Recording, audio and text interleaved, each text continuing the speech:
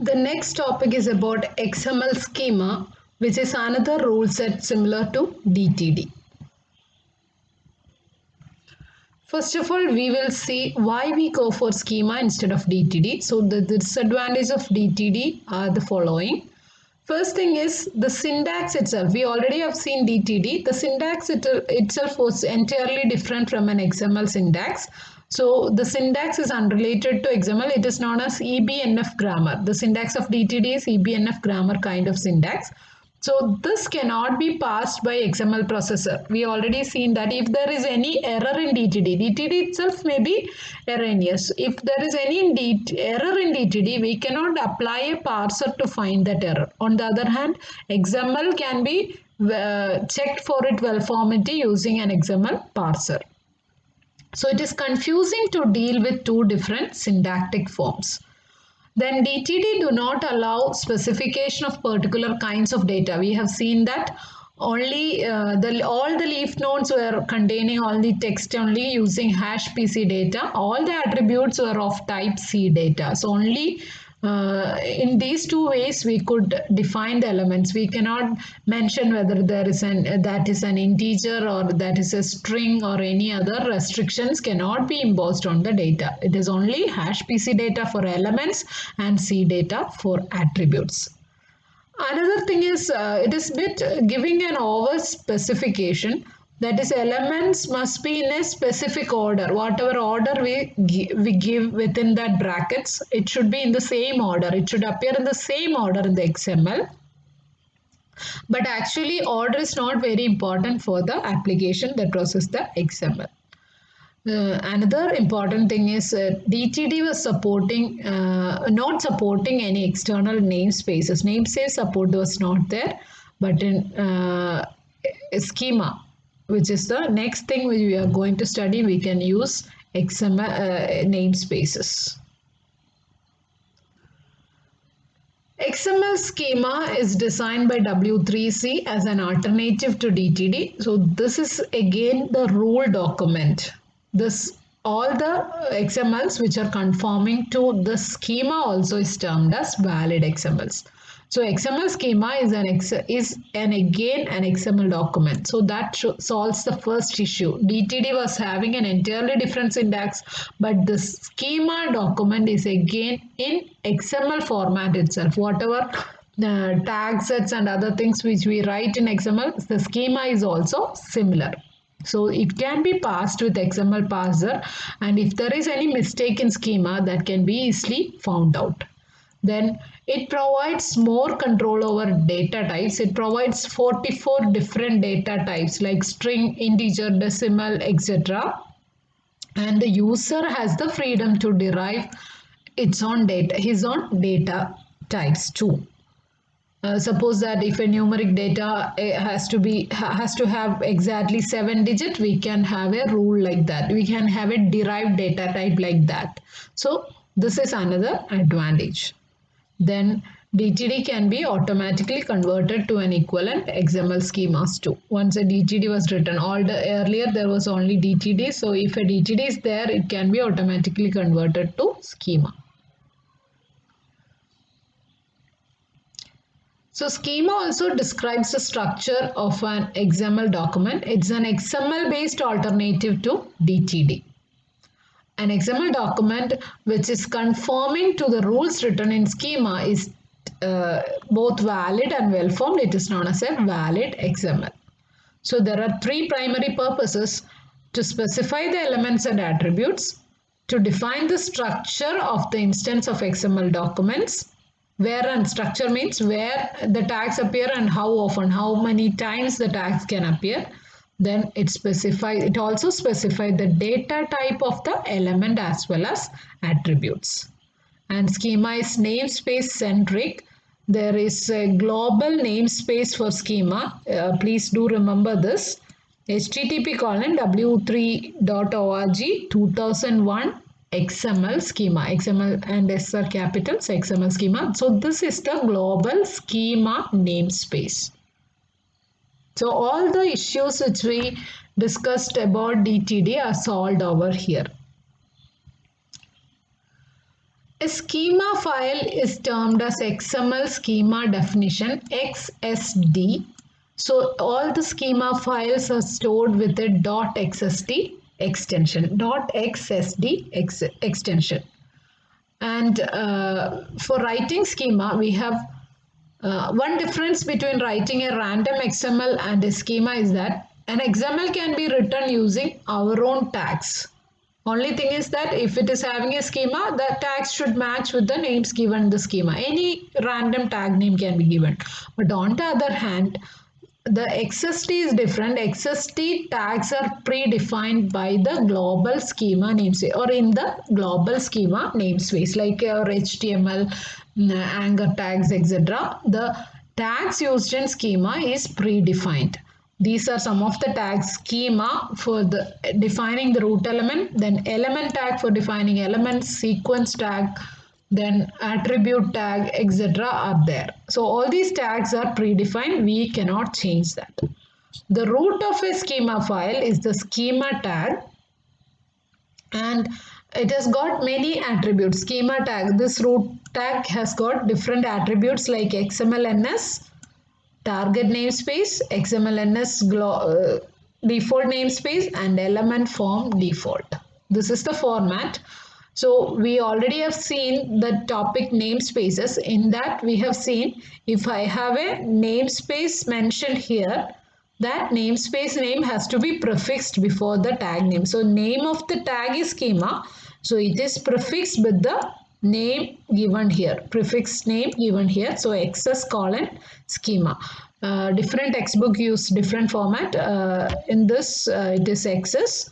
Some other textbook use XSD. XSD is also commonly used as a prefix. This is a general convention for schema. XSD. Any prefix we can use, but by convention we use XS or XSD for schema.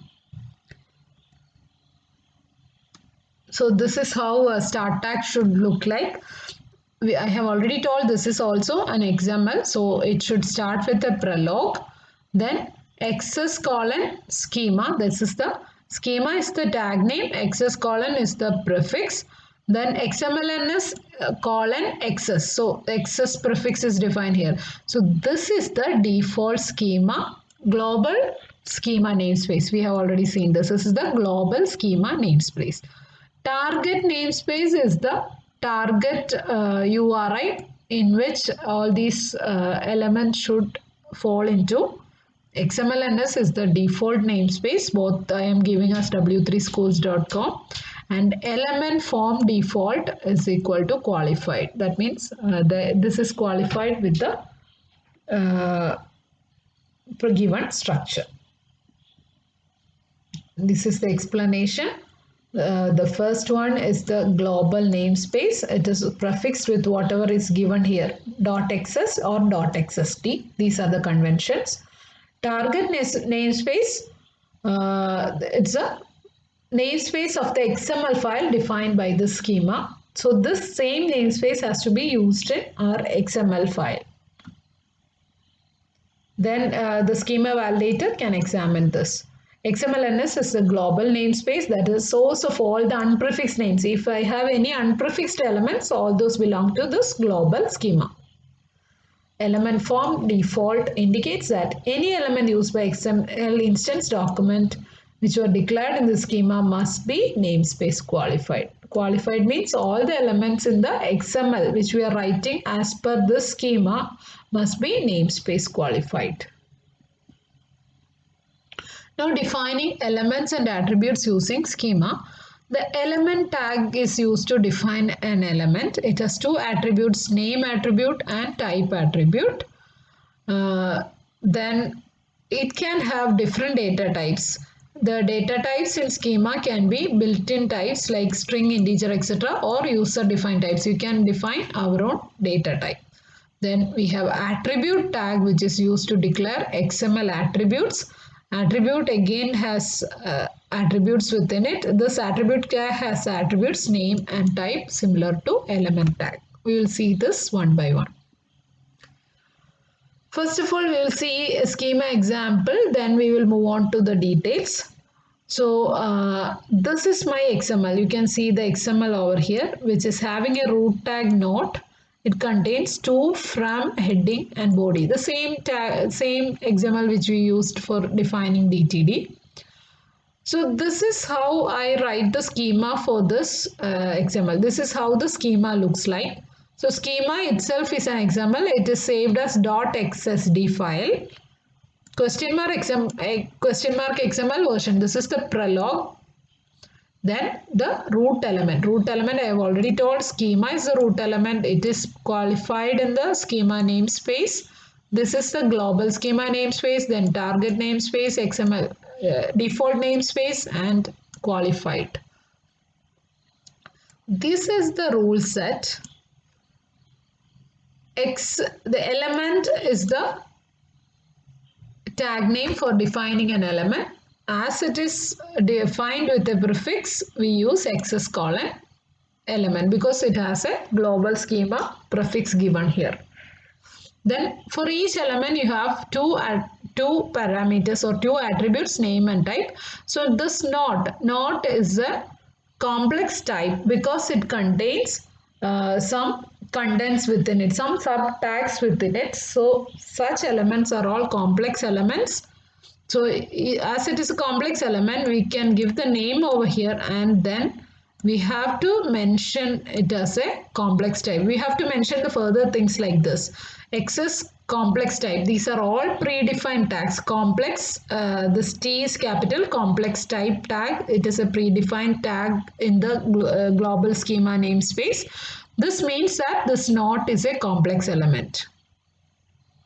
Then inside this, it should contain 4 different subtags. So I am opening another tag called sequence again. So XS colon sequence. Sequence means the node should contain the given tags in order. So it again contains subtags. So all those subtags must be defined using the element tag, element name equal to 2, and these are all leaf nodes. So we can just give the data type here, type XS colon string. So this means this is a string type. So Tov, Jani, etc. all are string. So the data type is string. Why this XS colon string? This string is defined. This data type is defined in the global schema namespace. So similarly, from, heading, body. So this is how you define tags. So this format is similar to our XML itself. Only thing is this is we are writing as namespace qualified elements. Why complex type? We have seen this in the first part itself. What are the 4 different types of complex elements? Complex type because it contains other nodes. Simple type means it just contains text. So this is the explanation which I have already given now.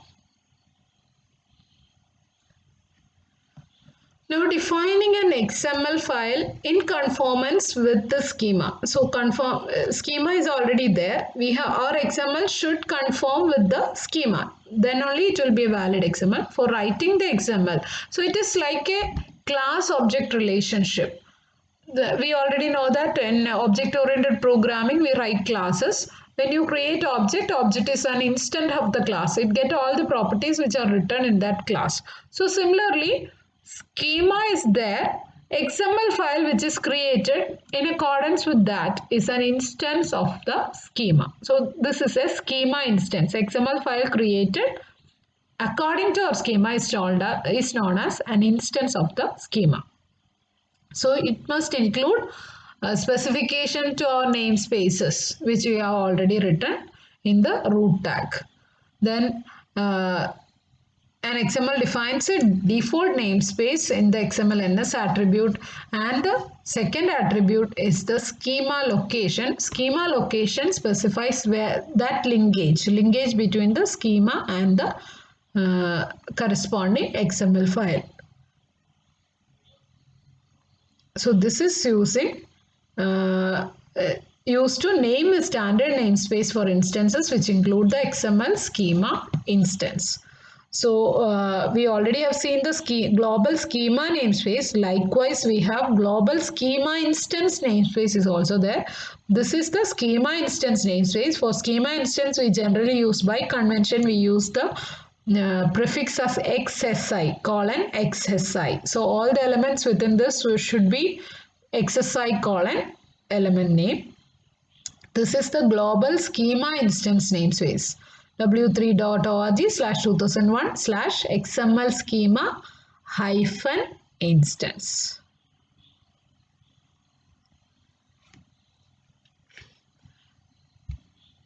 It must specify the file name of the schema in the schema location. It takes the two values, the namespace of the schema and the file name of the schema separated by white spaces. We'll see an example. So this is the schema instance. I have already shown the schema. This is the XML which is valid in reference with that particular schema I have written. So my XML prologue is here. Note is my root tag name. My default namespace is W3 schools because there also in the schema also I have written as w3schools.com. The target namespace is W3 schools. That's why I've used the default namespace here as a similar one. Then XMLNS colon XSI. This is the instance, schema instance global namespace, which is the global one. We cannot, it is predefined. Then XSI schema location. Here we have to give the target namespace name and then space node.txt. Hope you remember node.txt was the name of our schema file. So XSI colon schema location. Schema location is the attribute name. So we write it namespace qualified. Then the target namespace space the file name, schema file name. Then you have to write the tags to, from, heading, body. Finally close the tag name. If no namespace is to be referred, if it is not to be qualified with namespace, you can use it like this too. XSI colon no namespace schema location equal to, within double quotes you have to just give the schema file name. In this way also you can write the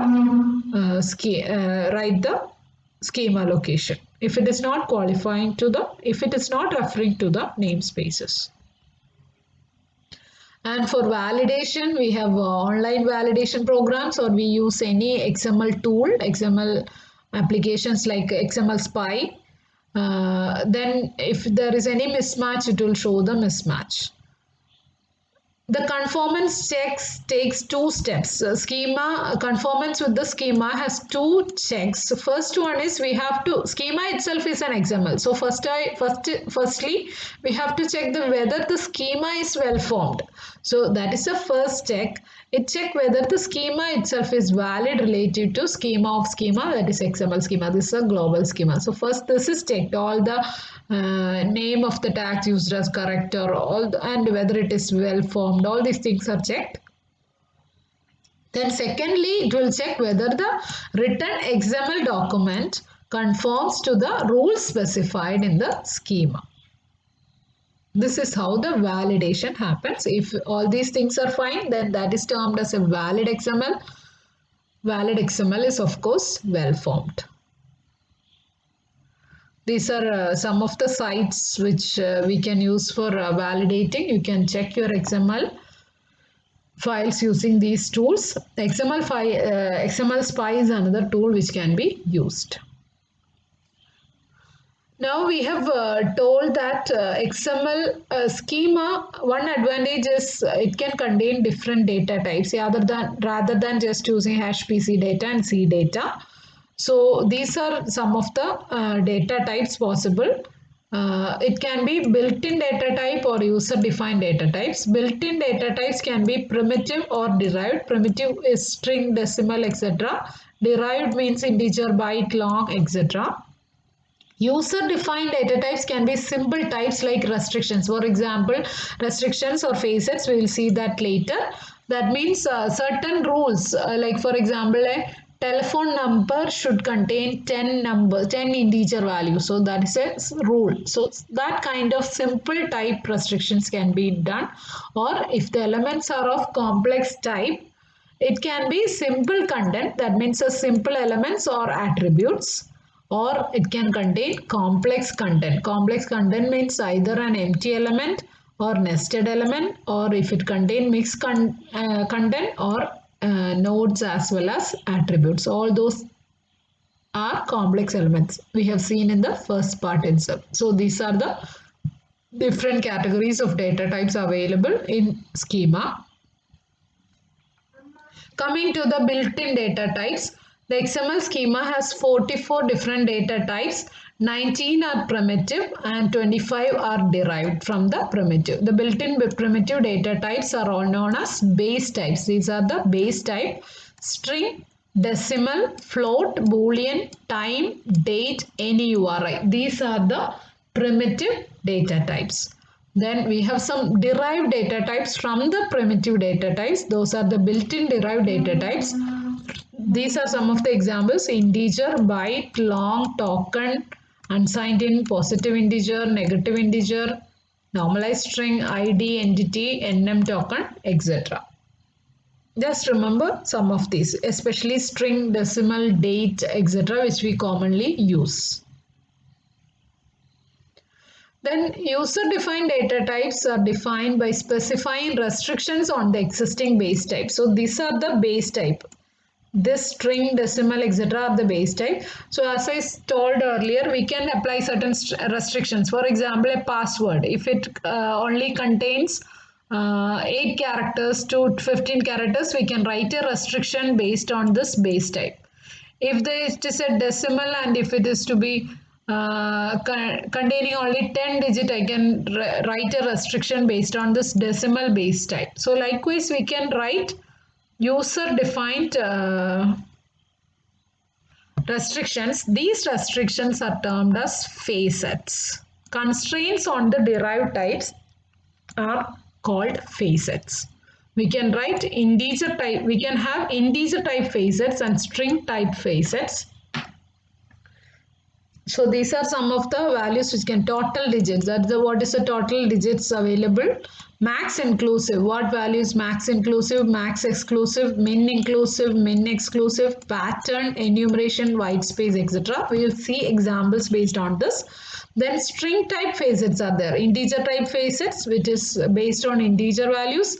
String type facets are based on string values. Length restrictions can be made. Minimum length, maximum length, pattern, enumeration and white space. So this pattern, enumeration, white space is common to both integer and string type facets. Those are the user defined restrictions. Then schema can be a simple type or complex type, schema data type. For elements with no attributes and no nested elements, it is a simple type element. We have seen that such element can be defined like this: access colon element name is equal to element name and type is equal to data type.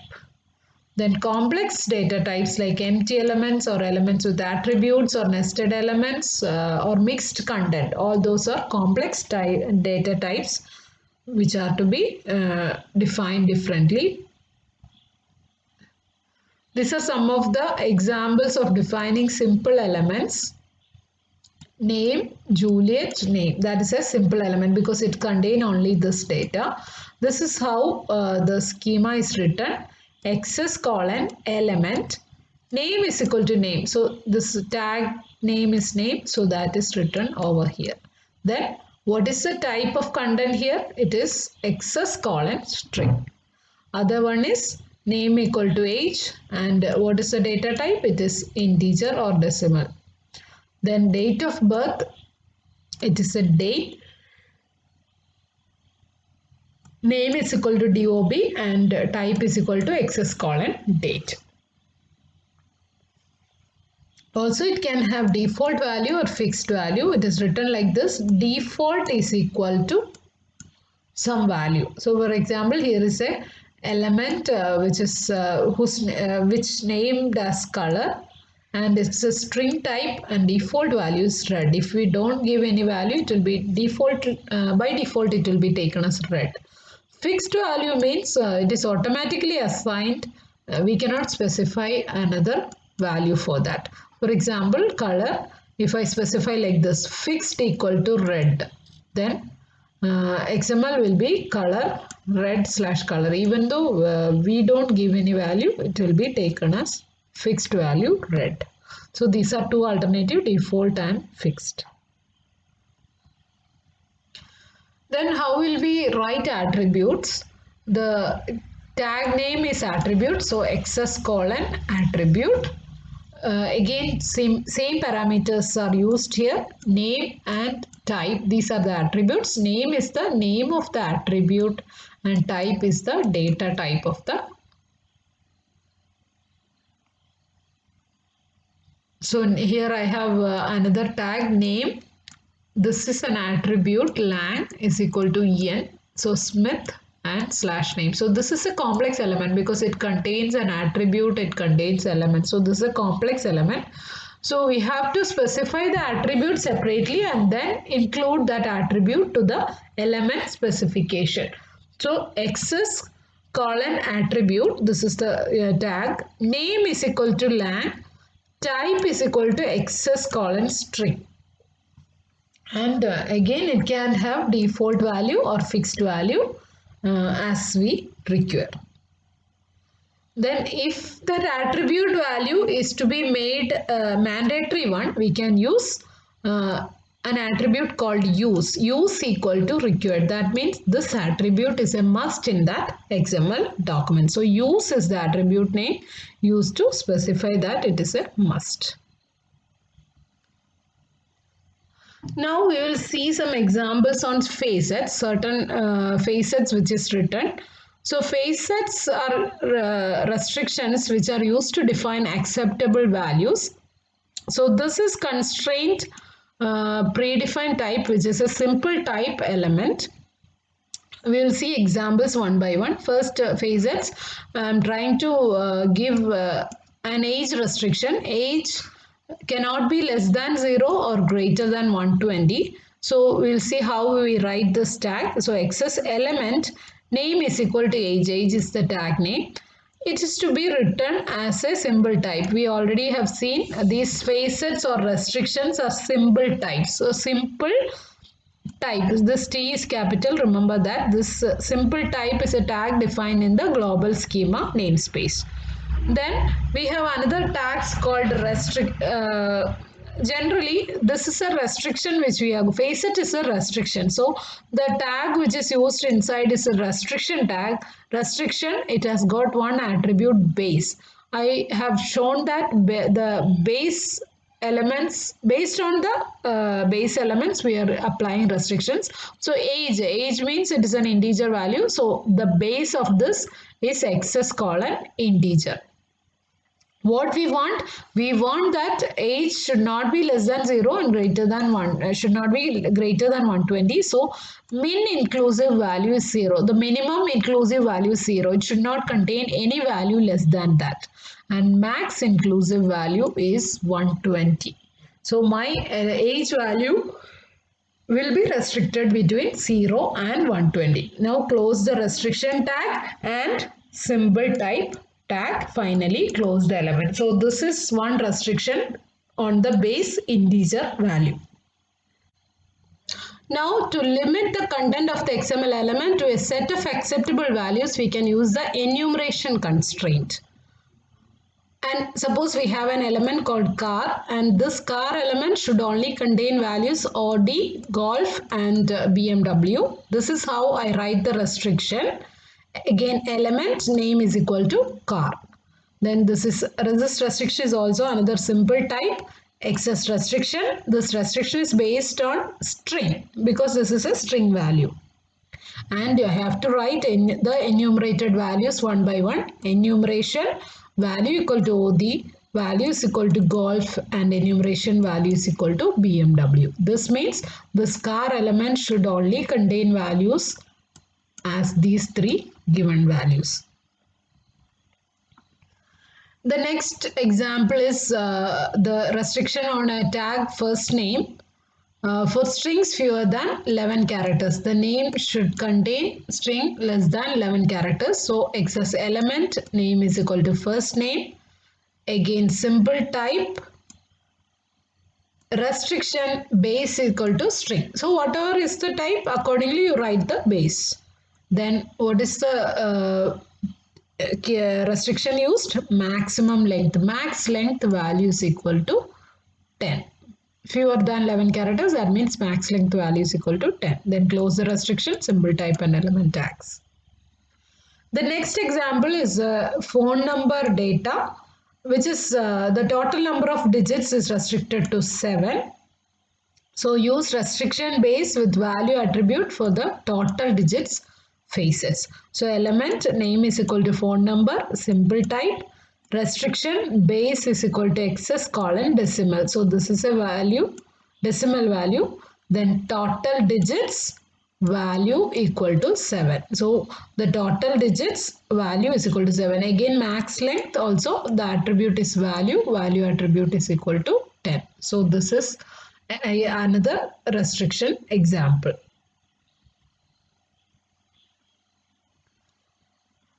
The one with pattern, we have a gender tag. Gender tag can have two values alone, male and female. So how will you write restriction for this?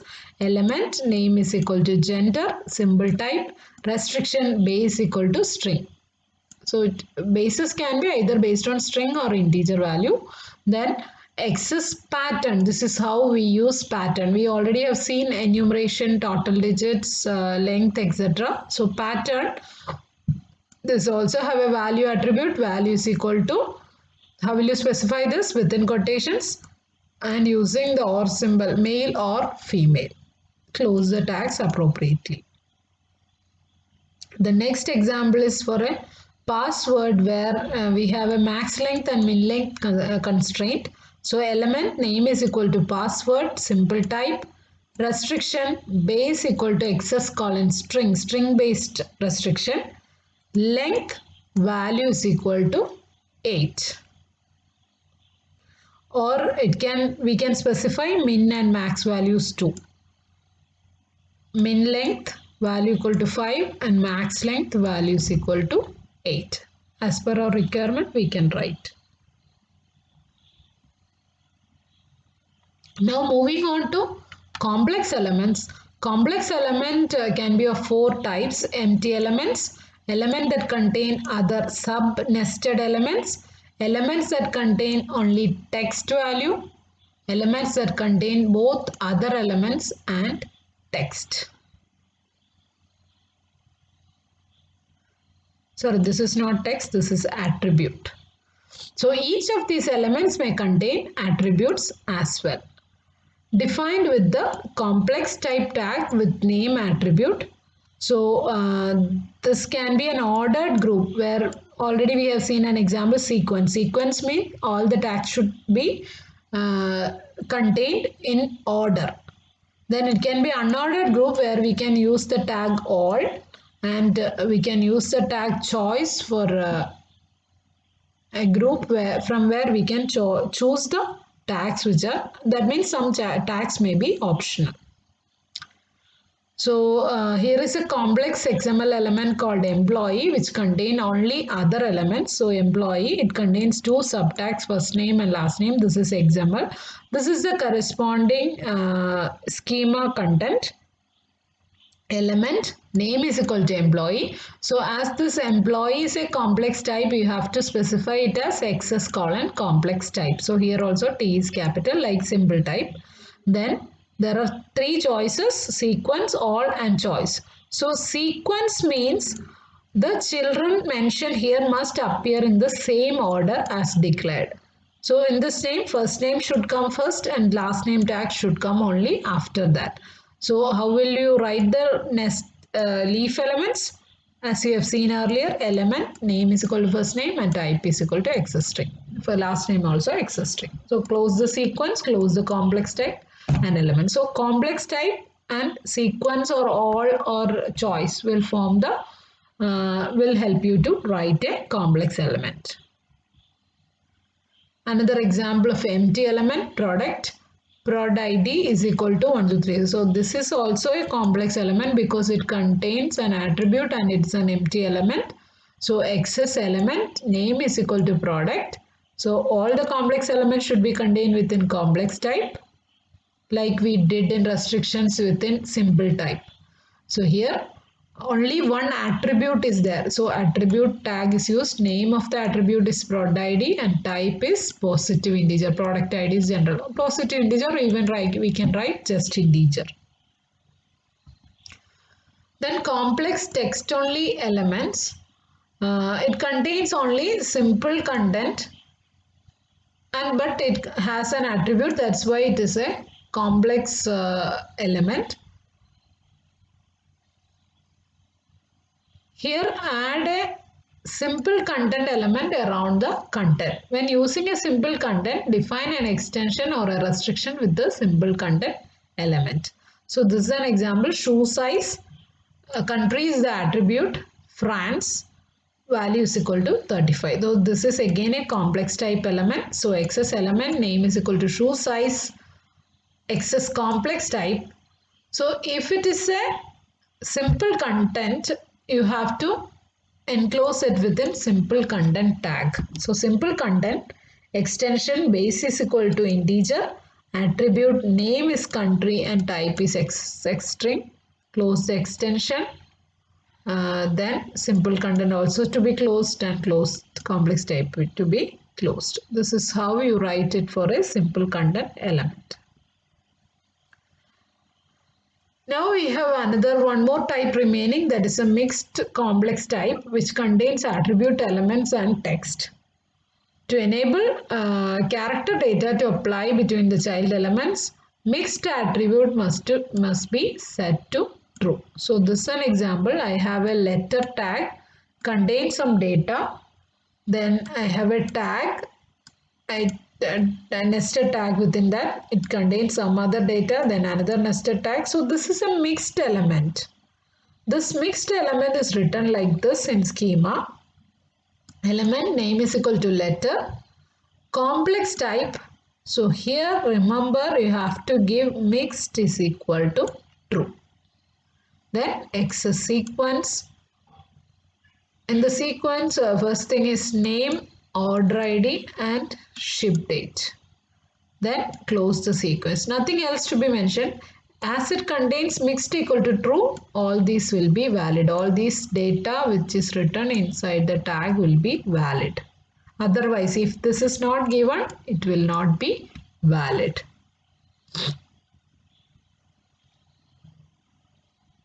Indicators, as we have already seen, they mention how elements are ordered. 3 indicators, all, choice and sequence. Sequence we already have seen. Child elements must appear in a given specific order. All means we can write all the tags which must be there, but they can appear in any order and they must occur only once. Choice means either one of the given child elements can occur in the document. Then occurrence can be max occurs and min occurs. Max occurs specifies the maximum number of times an elements can occur. It is similar to our plus, question mark and the star symbol which we have, modifiers which we have used in DTD. So max occurs means maximum number of occurrence. We can either specify a number, or if it is unbounded, that means n number of times it can occur. It can be repeated. For example, inside the employees tag, we can have n number of employee tags. So unbounded is used to give such values. Generally, unbounded is the value we use in structured XML. Students may contain n number of students, cars may contain n number of cars, like that. Then min occurs means minimum number of occurrence. It can be non-negative integer. This is how we use it. Element name is equal to name, string max occurs is equal to 10. That means this name tag must appear 10 times. Maximum it can appear 10 times in the XML document. This is an example of schema. This is my sample document ship order.xml. So there is a prologue, there is a ship order, root tag. It has an attribute order ID. So of course this is a complex type element. Then the attribute, I have already told the XML file is an instance of the schema. So the schema instance namespace should be added here. This is a schema instance namespace.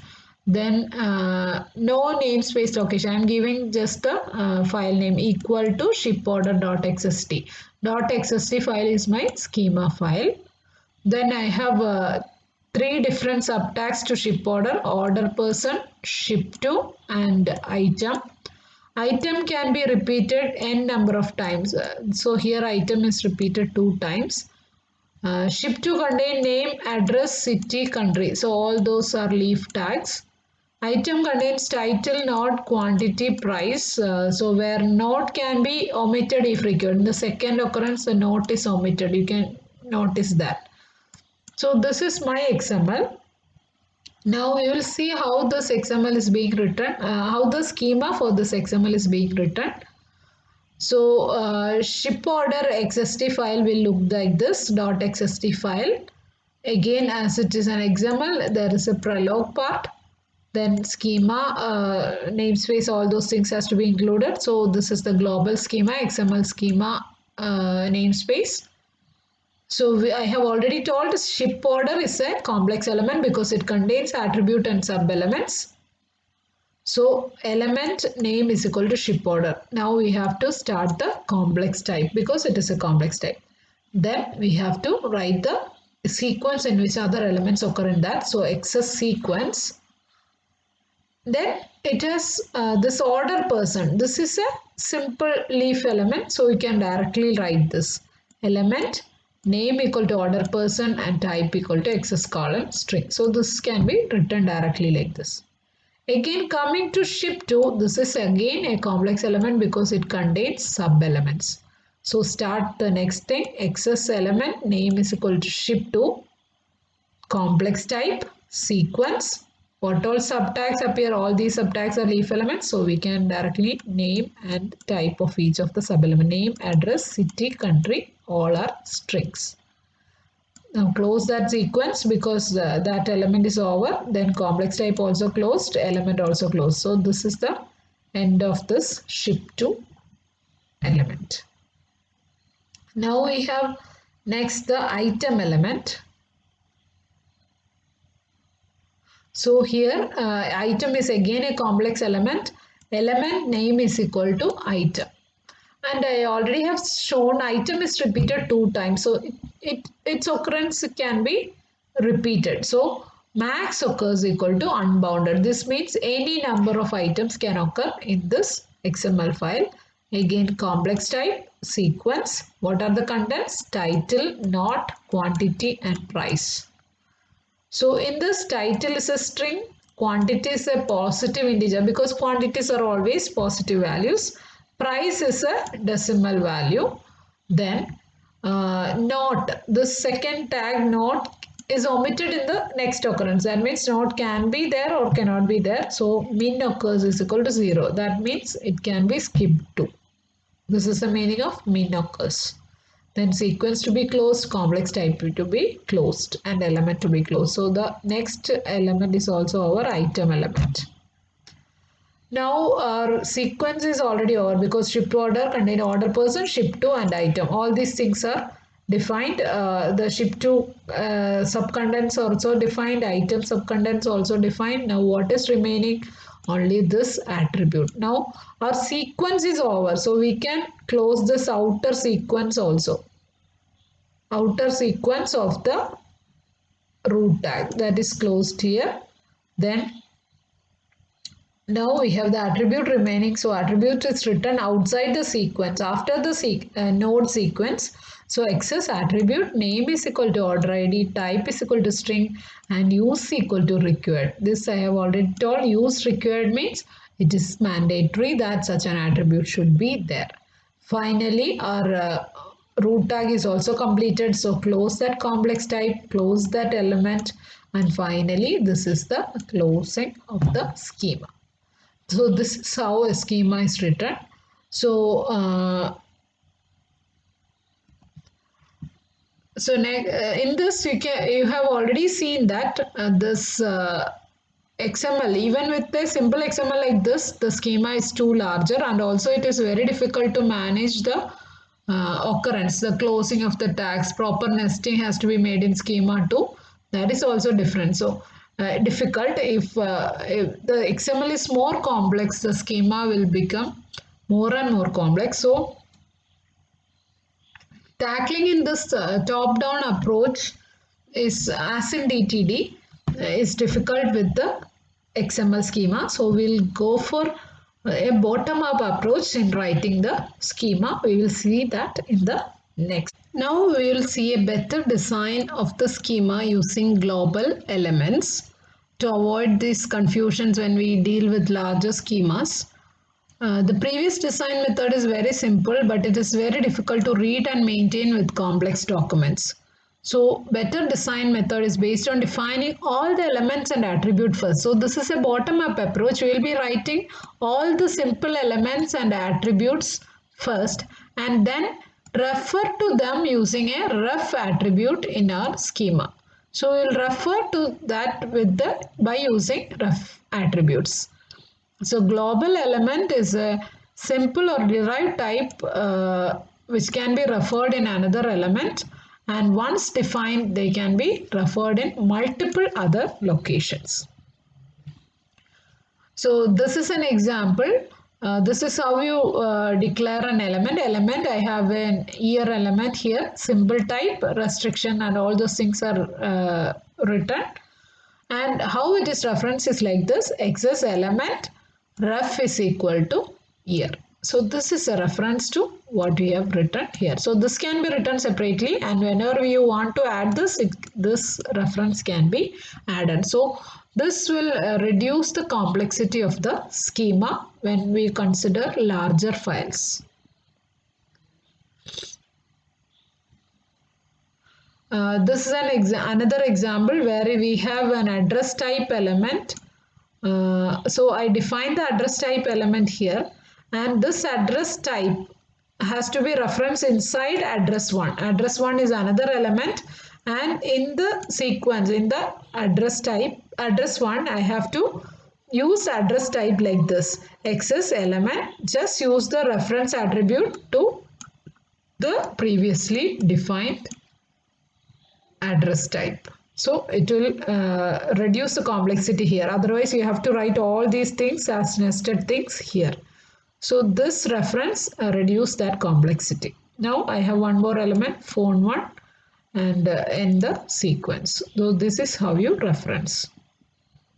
Now we will see our already existing ship order thing, which we have already seen in a top-down approach. Now we will see in the reference using global elements how we'll be rewrite it, and using that technique how the complexity is reduced. So here you can, in the side panel, you can see the ship order XML. Hope you remember this. So this is how you tackle it. First write the prologue, then write the namespaces. So as we told earlier, we have to first define all the simple elements. So what are the simple elements here? Name. So order person is the first simple element. So XML element name is equal to order person and type equal to string. It's quite simple. Then name, address, city, country. All those are complex, simple elements. So name, address, city, country. Now we have a title, note, quantity and price, another remaining thing. So title, note, quantity and price. So all the simple elements are described here. Now we have one attribute which is order ID. So I'm going to define the attribute. Attribute name is equal to order ID and type equal to access string. So all the simple elements are declared here. Now once it is declared like this, we can add all those things as references to our complex elements. So first, now move upwards. Ship2 is the next level complex element, and item is one another complex element. So we'll see how we write this using references. And remember that all these names are the tag names used here. So ship to and item I am defining like this. So element name is equal to ship to. Again, it's a complex type and it contains a sequence of elements. So sequence. Now, without writing all those details inside this, I can just use element is here and its reference is name. Name is already written here. So likewise, address, city, country are referenced here. So my second level ship to is also completed. Now I have item remaining. So again, it is a complex type sequence. Again, it contains title, not quantity and price. All these are written as global elements now. So just refer title, not quantity, price. So here, while referencing, I can give this modifier min occurs. This not can be skipped also. So that reference can be added over here. So my another level or elements, that is ship to and item, is also completed. Now I can just add order person, ship to and item reference within my ship order XML. So this is my next upper level XML element name is equal to ship order. Again, it is a complex type. Here is a sequence. So what is the first element? Order person. What is the second element? So ref is equal to ship to, because I have written order person over here. I have written my ship to over here, and item is also again item I can repeat use of that. So max occurs, that modifier is used over here. Max occurs is equal to unbounded. Sequence is closed. So what is remaining? Again, I have an attribute here which I have already defined as a global element. So attribute ref is equal to order ID and the use is required. So this is mandatory. Finally, close the complex type, close the element and schema. Final schema. So on doing like this, it will be quite easier to manage the complex schema. That is the advantage. So always go for this bottom-up approach when you try to tackle schema. That will be easier. So global references is used like this in schema. So here is an example of Volvo. It's using all elements. The difference is of using all other than schema. So one more thing is here I am using .xst. So when you are using .xst, always remember all the prefix should be .xst. If you are using XS, all the prefix should be XS. So here it is all. That means here these elements must be there, but it can be in any order. So this is an example. I have an element model and max occurs is to unbounded. So the corresponding XML can contain any number of times this model value can be repeated. The scope of DTD versus schema.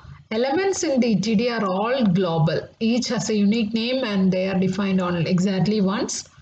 The context of a reference to DTD is irrelevant. By contrast, context is essential to define meaning of a reference in an XML schema. Data declarations can be local or global. In case of global declaration, it appears as a child of a schema element. Such elements are visible in the whole schema. And all those things which you have seen now is a global declaration. Then it can have local declaration also, where it appears inside an element that is a child, that is a top-down approach. So element is visible only in that element. That cannot be used as reference. So global declarations can be used as references. Entities can also be used in schema too. So either we can use a DTD type declaration where we declare entity, or we can declare it as an element itself. If you want to write it in schema format itself, and if it is used in more than one instance document, then access element name is equal to F. So here we give the name of the entity, type equal to access colon token, and the value is equal to Ford. So this is how you give an entity in schema.